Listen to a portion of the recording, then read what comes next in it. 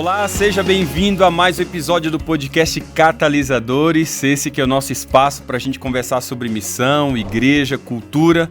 Eu estou muito feliz aí que a gente está abrindo mais uma série aqui no podcast. Nessa série a gente vai conversar um pouco sobre princípios de eclesiologia missional, princípios que dão base para esse entendimento de uma igreja que participa da missão com Deus. E eu acredito ser muito importante, antes da gente destrinchar esses princípios, a gente fazer um rastreamento histórico até para a gente entender um pouco mais sobre essa lógica de eclesiologia missional. Eu acredito que nesse apanhado histórico que a gente vai fazer então nesse episódio vai ser muito útil para a gente entender alguns dos contextos pela qual o entendimento da eclesiologia missional ela veio à tona, principalmente nas últimas décadas aí. Se você prestar atenção, em meados basicamente do século XX, após aí 2 guerras mundiais entre nações cristãs, e depois ainda aquele evento bárbaro, né? Contexto bárbaro do Holocausto, exatamente na Terra da Reforma, você vai perceber que esses eventos vai levar a missão cristã, ela entra de certa forma em uma crise de credibilidade e também de justificativa. E é a partir desse contexto que você vai ver que a missão como empreendimento humano, ele vai se tornando cada vez mais um problema, esse entendimento apenas como um empreendimento humano. E a igreja, como agente principal dessa missão, ela passa a ter agora um certo tipo de descrédito. E aí você vai perceber de que, principalmente os eventos missionários decorrentes do período do pós Primeira Guerra Mundial, vai apontar para uma determinada mudança no entendimento, principalmente missiológico, do entendimento do que é a participação da igreja no entendimento da missão. E é a partir desse período que você vai ter aí o Conselho Missionário Internacional, né, o CMI. Talvez um dos mais importantes foi aquele que aconteceu em Willingen, na Alemanha, em 1952. E nesse encontro, o conceito que vai ser introduzido agora, é o conceito popularmente conhecido hoje, mas naquele período ele estava surgindo, né, que era o conceito da Missio Dei, termo latim para missão de Deus. Esse termo ele foi introduzido como a fundação da missão cristã agora. Houve uma mudança do entendimento da missão de uma prerrogativa humana, como responsabilidade da igreja, para uma atividade muito mais agora divina. E isso implicaria agora, de certa forma, né, o mundo como o teatro da atuação de Deus e também o engajamento missionário da igreja como essa revelação. É assim que você vai ver em vários autores, como o David Bosch, naquele livro extraordinário chamado A Missão Transformadora, né? Nessa concepção da Missio Dei, a igreja ela pode ser expressa como mais um sinal, né? Uma indicação, um símbolo, um exemplo ou um modelo do reinado de Deus.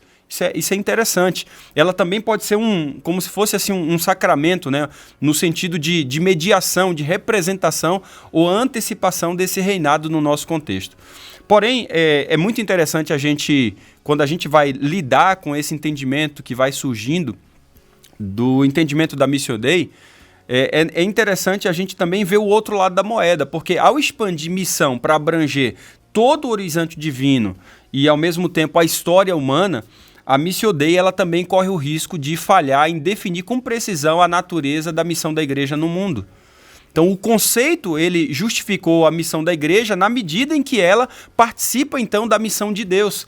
E isso é interessante, porque isso leva ao problema principal dessa série que a gente vai poder abordar juntos aqui, trabalhar juntos nessa série, em vários episódios, o que exatamente implica a participação da igreja, né?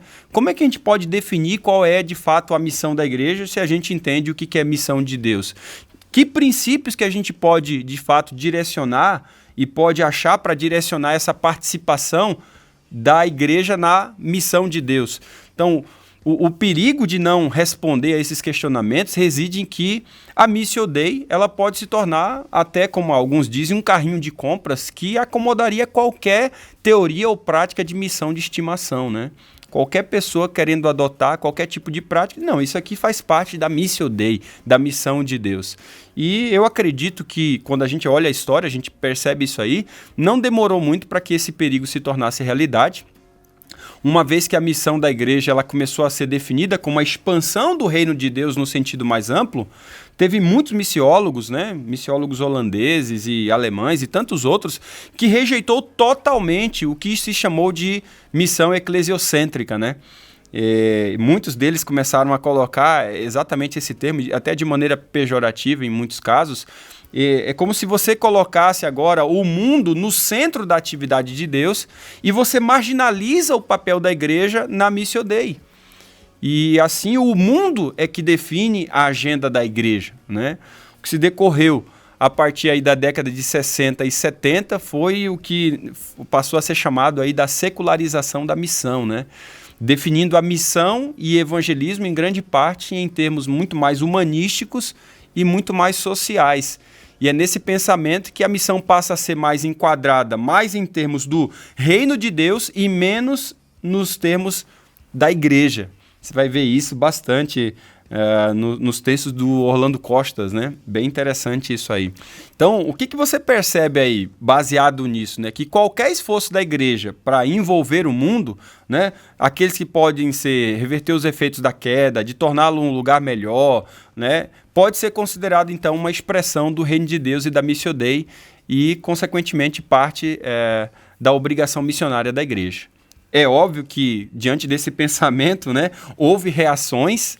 Você vai ver reações aí de um grande missiólogo já de início, já do Stephen Neill, mesmo ali na década de 60, né, que tem se observado que, diante das críticas a essa realidade, tem se observado que a literatura do século XXI, principalmente sobre missão, falha nessa suposição de que qualquer atividade que Deus esteja fazendo no mundo, isso também é tarefa da igreja. Talvez, aqui vai a nossa reflexão para a gente abrir essa série, seja melhor a igreja localizar-se na responsabilidade das tarefas que lhe foram confiadas, ela, de certa forma, achar a sua missão em mandamentos específicos, em vez dela empregar uma hermenêutica que pressupõe, eu acredito até que a priori, que a igreja se torna participante com Deus em todos os aspectos dos seus propósitos redentores para o mundo. Eu acho que isso seria uma certa presunção, né, de dizer que tudo aquilo que Deus está fazendo, a igreja também tem obrigação para fazer. Talvez o Stephen Neill, como eu disse para vocês, né, o próprio Kevin DeYoung tem sido uma voz ultimamente falando desse ponto e tem alertado sobre o perigo, né, dizendo, o próprio Stephen Neill tem aquela frase famosa, né, dizendo assim, se tudo é missão, nada é missão, né? Se tudo que a igreja faz deve ser classificado como missão, então talvez seja necessário a gente encontrar outro termo para a responsabilidade específica da igreja.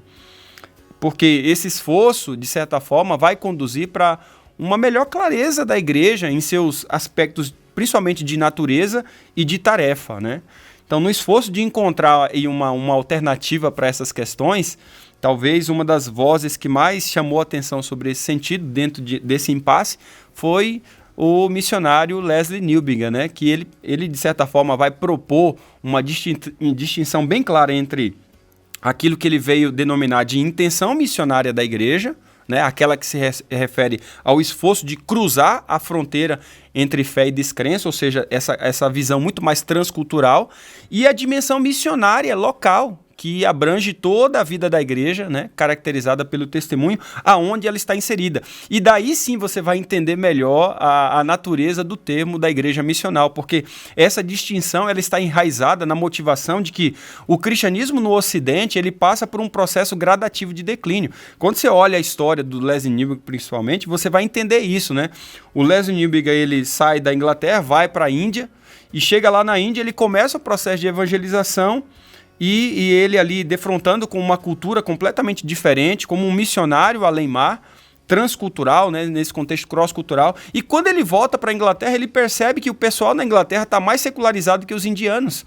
E aí ele vai cunhar exatamente esse entendimento. Olha, existe uma distinção aqui entre a intenção missionária da igreja, que é essa que eu fiz de cruzar a fronteira, de ir para a Índia, e existe aquela que a gente chama de dimensão missionária local, que abrange toda a vida da igreja, caracterizada pelo testemunho aonde ela está ali inserida, né?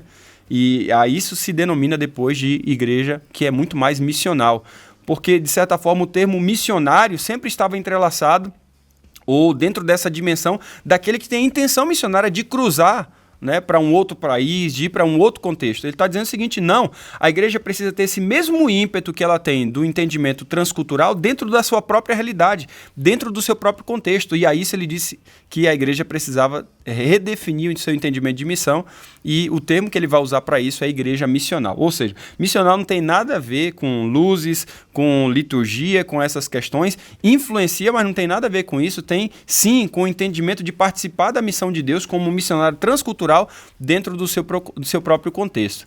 Essa distinção, como eu falei, ela estava enraizada nessa motivação de que o cristianismo no Ocidente, ele estava passando por um processo gradativo de declínio. Enquanto que o Ocidente estava enviando missionário para outros lugares, eles estavam passando por um processo de secularização, mesmo sem enxergar que os fazia tanto quanto merecedores do envolvimento missionário transcultural no seu próprio contexto. Mas como que eles poderiam ter esse entendimento? Então, Lesslie Newbigin, ele vai personificar essa realidade de um chamado para um continente cristão que está sendo secularizado e se tornando pós-cristão. Assim, no entendimento de Newbigin, que vai sendo trazido por tantos outros depois, né, por Ronsberg, que vai trabalhar bastante também esse assunto, que os seguidores de Cristo, eles devem tratar a sua própria comunidade como uma cultura pagã, principalmente no Ocidente.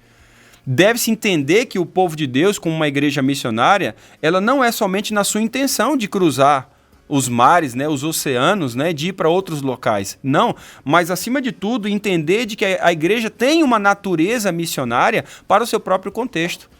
E ao que parece foi exatamente esse debate a respeito da natureza da igreja que foi a base introdutória para o surgimento da discussão daquilo que mais tarde, né, denominou o termo que é conhecido popularmente como igreja missional. Para você que não conhecia o porquê da história desse termo, tá aí então uma palhinha para você. É claro que tem muitas mais outras questões, mas tá aí um aspecto introdutório para você entender melhor o porquê de igreja missional, que não tem nada a ver com a questão somente estética ou modismo, como muita gente aí diz que tudo é missional. Hoje ser missional, qualquer cachorro é missional, né? Todo mundo diz que hoje é missional, mas na verdade não entende o porquê e a profundidade do contexto do termo e por que ele foi levantado, que tem muito mais a ver com natureza do que na verdade com estética. Eu digo isso porque Newbigin, de certa forma, ele emergiu como uma voz de destaque, né, defendendo essa integração da igreja e da missão, não algo separado, né? Se a missão de Deus e a igreja aqui não, é algo que não se separa, e ele vai ser um dos maiores defensores dessa integração. E através dele o termo igreja missional vai ganhar ainda muito mais força, né? E o que vai predominar depois da década de 1950 é o entendimento de que qualquer tentativa de você separar missão e igreja, você pressupõe corromper gravemente na prática toda a concepção de igreja na sua natureza. E esse pensamento ele foi reafirmado por Johannes Blau, né, que foi um dos secretários ali desses concílios, né, de missões internacionais, vários deles. E é interessante quando ele vai mencionar, por exemplo, que o povo de Deus, tanto no Antigo Testamento quanto no Novo Testamento, são missionários chamados e separados por Deus como seus agentes de justiça, de redenção no mundo, e sua missão está entre as nações. Então, essa compreensão inseparável da igreja e da missão, ela traz à tona não somente o papel do ser humano, mas da ação divina também. Pois na missão você vai compreender melhor essa relação, porque missão não pode ser apenas uma atividade da igreja, mas, acima de tudo, é um resultado da iniciativa de Deus, enraizada, assim, nos seus propósitos para restaurar e curar a criação. E, de acordo com essa ideia, a compreensão eclesiocêntrica da missão ele foi sendo substituída por uma reconceituação, se poderia dizer assim, né, que é profundamente teocêntrica da missão cristã. Se antes a eclesiologia deu definição à missiologia, como comumente foi criado historicamente, né, agora é, na verdade, a missão, né, a missão da igreja, a própria existência dela, que passou a ser entendida em termos de uma trinitária teologia da Missio Dei. Então, a missiologia, a partir de agora, passa a definir a eclesiologia. A igreja só é igreja quando ela participa da missão de Deus. Quando ela não participa da missão de Deus, ela não é igreja. Então, a pergunta que eu faço para você é: a sua igreja está em missão? A sua igreja, ela está realmente envolvida com a comunidade? A sua igreja é uma igreja missionária? Porque se ela não estiver envolvida na missão de Deus, se ela não participa, se ela não for missionária, a gente pode dizer que esse grupo de gente que se congrega é qualquer coisa, menos igreja. Esse entendimento ele vai apontar para a missão de Deus como anterior à igreja. Ou seja, antes de existir igreja, Deus já estava em missão, já no mundo. Antes de Deus criar os seres humanos, já havia um plano de redenção. Nós cremos assim. Em outras palavras, né, o que determina quem? É a missão que determina a igreja ou a igreja que determina a missão? Vou refazer aqui a questão. A missão tem uma igreja ou a igreja tem uma missão? É óbvio. A missão tem uma igreja e não a igreja tem uma missão, porque antes da igreja existir, já existia a missão de Deus. Eu gosto muito da frase que o Kirk declara sobre as implicações desse pensamento quando ele diz assim, ó, selecionei essa frase dele aqui, quando ele diz assim: a missão se coloca tão intensamente no coração da vida da igreja que, ao invés de se pensar sobre ela como um dos aspectos da existência desta, seria melhor pensá-la como aquilo que define a essência da igreja. É a missão que define a essência da igreja, que é missionária por natureza, a ponto de que, se deixar de ser missionária, não somente tem falhado em uma de suas tarefas, mas tem deixado de ser igreja. Assim, o seu autoentendimento e senso de identidade, ou seja, sua eclesiologia, estão inerentemente relacionados com o seu chamado para viver e compartilhar o evangelho de Jesus até os confins da terra e até o final dos tempos. Essa frase do Kirk é interessantíssima, porque se a eclesiologia deve ser definida pela missiologia, eu imagino que a pergunta que você está fazendo agora é o seguinte: a questão vai girar em torno de quem ou o que define a missiologia? Se a missiologia que define o que é igreja, então o que define a missiologia? Eu tenho me debruçado há vários anos aí sobre esses assuntos e isso tem alargado as fronteiras da minha vida pessoal, da igreja, do meu trabalho e do meu raio de influência. Quando você lê, por exemplo, missiólogos como Ed Stetz, quando você lê Putman, por exemplo, né, são missiólogos que advogam que a missiologia ela nasce da compreensão de quem é Jesus, do que ele envia a igreja a fazer. Quem é Cristo e como ele foi enviado importa, cristologia. Né? Isso define as formas, as estratégias que são usadas para ampliar a presença do reinado de Deus, a missiologia. E, por fim, isso vai definir a expressão de uma igreja que é neotestamentária, que se torna apropriada para esse contexto que a gente chama de eclesiologia. Então, fazendo aqui uma matriz para você. A cristologia, Cristo, define o que é a missiologia, tá? A missão de Deus, que vai definir o que é a igreja, a comunidade de crentes, que vai definir o que é ministério, que vai definir o que é sacerdócio de todos os crentes na prática. Quando a gente articula essa matriz, cristologia, Cristo, missão, igreja e ministério, a gente começa a articular a vida da igreja completamente diferente e a sua atuação na comunidade. É interessante isso porque essa interação progressiva de cristologia, missiologia, eclesiologia, ela estimula a igreja a pensar de uma maneira muito mais missional. E isso de uma maneira como fundamento teológico. Essa interação, ela foi comumente chamada de hélice missional, né? Talvez quem trouxe isso à tona foi o Van Hinen, né? Mais tarde, o próprio Ed Stetz e o Putman, eles pegaram esse conceito do Van Hinen, que pôde ser melhor especificado, né? E eles usaram esse termo de matriz missional, que significa a cristologia é o ponto de partida, né? Você entender Cristo, a sua salvação, e aí você entende cristologia, soteriologia. Por isso, gente, que entender a cristologia é tão fundamental, porque entendendo Cristo, o seu papel, o seu ministério, a maneira como ele veio ao mundo, a gente entende também aquilo que é a missão de Deus, como que essa missão de Deus, ao mesmo tempo, vai determinar qual que é a participação dessa igreja nessa missão, baseado na pessoa de Cristo. E isso vai definir a maneira como a gente vai determinar os nossos ministérios. Em outras palavras, eu estou falando de valores. Quando a gente entende Cristo, ele é o nosso valor, a nossa base, o nosso fundamento. Aí a gente vai entendendo, na pessoa de Deus, a gente vai entendendo a sua missão. E quando a gente vai entendendo a sua missão, que é a visão da igreja, aquilo pela qual nós somos chamados, o nosso propósito, a gente vai entendendo quem nós somos, o que é ser igreja, o que é ser povo remanescente, o que é ser uma comunidade de crentes, e isso vai trazendo, diante da estratégia de que socialmente essa comunidade de crentes venha a existir, como que a gente estrutura os nossos ministérios. Eu estou falando de valores, de visão, de estratégia e de estrutura. Normalmente a gente vai logo para o foco do ministério sem entender os valores e a visão. Então, normalmente, quando a gente vai logo para a estrutura, a gente corre o risco de ir para as estratégias, mas sem valores e visão, elas não funcionam, elas não se perpetuam, elas não se sustentam. Viu como essa matriz ela é tão fundamental para a gente articular os princípios fundamentais da igreja? Eu acho muito interessante esse conceito de cristologia, missiologia e eclesiologia para então nós chegarmos no ministério. Isso define valores, visão, estratégia e estrutura. Isso define quem é Deus, a teologia. Isso define a missiologia. Isso vai definir a eclesiologia. E isso vai definir a teologia prática. Isso é tão fundamental, gente. O conceito de matriz missional, a gente tem que prestar atenção nisso. Ele só tem de fato relevância se ele tiver origem aqui, ó, nas Escrituras. Porque é as Escrituras quem vai apresentar quem é Cristo, a missão que ele dá ao seu povo e os elementos para que haja, de fato, uma igreja, uma comunidade bíblica.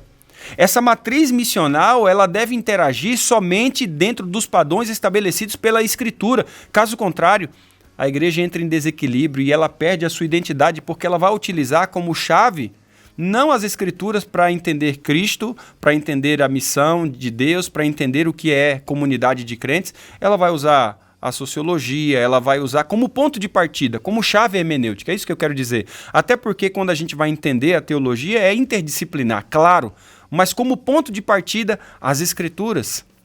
Nesse sentido, é muito importante a gente entender que a articulação de uma matriz missional, ela está integralmente ligada à fidelidade do evangelho, né, dessa autoridade bíblica. E ela se diferencia assim até de alguns contextos, eu diria até contexto católico, que vai privilegiar mais essa mediação socioanalítica, né, que vai enxergar muito mais a sociologia como ponto de partida do que, na verdade, as Escrituras, né, para enxergar o papel da igreja no mundo. Então ela vai fazer esse giro hermenêutico, esse giro na interpretação de como que é o ponto de partida para a gente entrar no locus da comunidade, né? Então, primeiro a gente vai para a comunidade, depois a gente vai para o texto. Não, primeiro a gente vai para o texto e a partir do texto a gente vai para a comunidade. É um pouco diferente, eu sei, daquilo que tem sido a realidade de muitos contextos, mas basicamente é assim que define essa matriz missional. Quando essa matriz missional ela está em vigor, né, ela pode fornecer princípios para nós para direcionar a natureza, para direcionar também a finalidade e o papel da igreja. Então, missiólogos aí como Christoph Wright, né, que já presidiu inclusive o grupo de trabalho de teologia do Movimento Lausanne, o próprio Michael Gorin, que foi uma das primeiras séries que eu fiz aqui, a Igreja Missional na Bíblia, fantástico, o Michael Gorin, o Ed Stetz, o Mark Dever, o Kev de Jong, por exemplo, aí, no nosso contexto aí eu tenho ouvido bastante o Adriano Mille trazer no nosso contexto brasileiro, algumas boas reflexões sobre isso. O próprio teólogo do Novo Testamento, no nosso contexto, pastor Wilson Paroski, né? Você vai ver aí o Bruce Bauer, você vai ver o próprio Marcelo Dias, o próprio Silvano Barbosa, tantos outros teólogos dentro do nosso contexto adventista que também conseguem fazer essa reflexão dessa matriz missional, principalmente o Marcelo Dias na sua tese de doutorado, onde ele vai fazer essa alusão, inclusive do Van Hiner, quando ele traz à tona esse entendimento da cristologia, missiologia, eclesiologia para definir a prática da igreja.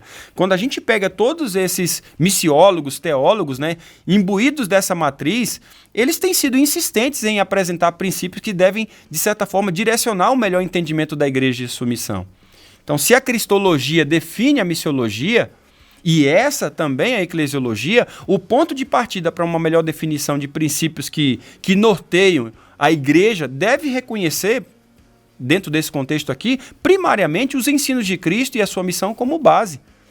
Essa compreensão vai ajudar a igreja a ser obediente ao mandato missionário de ser enviada assim como ele foi enviado, conforme está lá em João 20, 21. Né? Ao mesmo tempo, vai dar humildade para ela enxergar que ela não abrange toda a totalidade da obra de Deus no mundo, não é? Mas como uma representação dessa obra, ela cumpre também o seu chamado que lhe foi incumbido de fazer discípulos e viver como uma comunidade pactual em seu contexto. Então, de acordo com as Escrituras e com essa breve discussão que a gente fez nesse episódio introdutório dessa série aqui, né, sobre esse desenvolvimento histórico da missão da igreja, a gente começa já a notar estes princípios que podem ser expressos através aí, que vai ser o tema de cada um dos episódios que eu vou trazer para vocês na sequência, 5 valores fundamentais para a vida da igreja. Primeiro valor é uma igreja enraizada nos ensinos de Jesus e dos apóstolos. Segundo, uma igreja enviada em missão com Deus, né, em missão com seu Deus. Terceiro valor que a gente vai trabalhar, ou terceiro princípio, é uma igreja que é comprometida com o discipulado. O quarto princípio que a gente vai trabalhar aí nessa série é uma igreja que se expressa como uma comunidade pactual.